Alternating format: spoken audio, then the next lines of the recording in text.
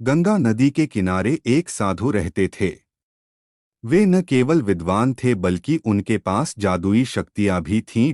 एक दिन वे ध्यान में मग्न थे, तभी बांस की चोंच से एक चूहिया छूटकर उनके हाथों में आ गिरी।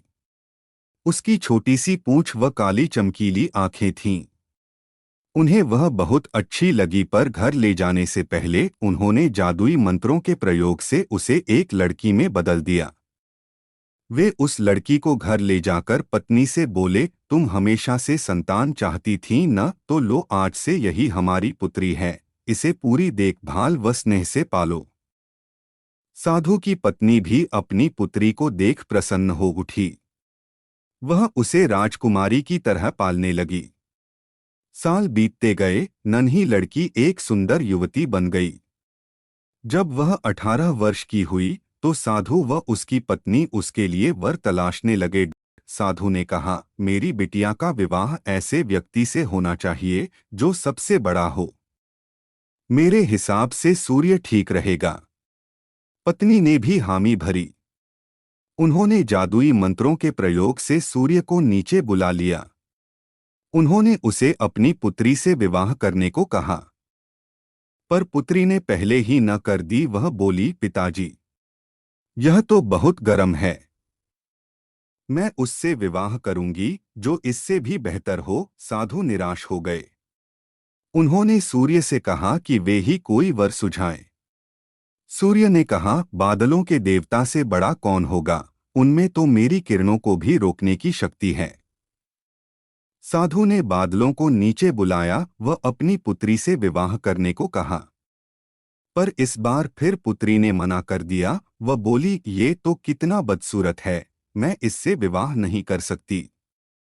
साधु ने बादल देवता से कहा कि वही कोई अच्छा वर सुझा दें। वे बोले, पवन देवता ठीक रहेंगे, वे तो मुझे भी अपने फूंक से उड़ा देते हैं। साधु ने पवन देवता को बुलाकर अपनी पुत्री से विवाह करने को कहा। पुत्री ने फिर इनकार कर दिया। वह बोली, मैं इससे शादी नहीं करूंगी। ये तो कहीं टिकते नहीं, हमेशा यहाँ वहाँ भागते रहते हैं। साधु ने पवन देव से पूछा, क्या मेरी पुत्री के लिए ऐसा वर हो सकता है जो आपसे भी बेहतर हो?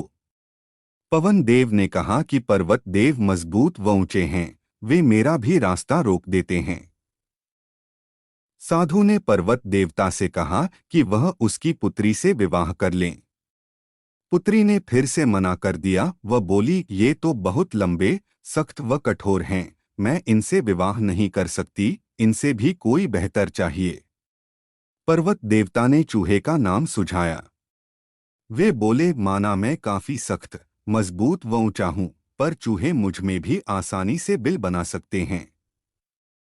साधु ने चूहे को बुलाया। उसे देखते ही उसकी पुत्री खुशी से उछल पड़ी। हाँ पिताजी, यही तो है वह मैं जिससे शादी करना चाहती थी। साधु ने सोचा, इसे ही किस्मत कहते हैं। यह एक चूहिया थी और एक चूहे से विवाह करना ही इसके भाग्य में लिखा है। उन्होंने जादुई मंत्रों के प्रभाव से पुत्री को फिर से चूहिया बना दिया। चूहा व चूहिया विवाह करके खुशी खुशी रहने लगे। शिक्षा है, कोई भी अपने मूल स्वभाव को नहीं बदल सकता। आशा है आपको ये कहानी पसंद आई होगी। ऐसी ही हिंदी मॉरल स्टोरीज पढ़ने के लिए हमें सब्सक्राइब अवश्य करें। धन्यवाद।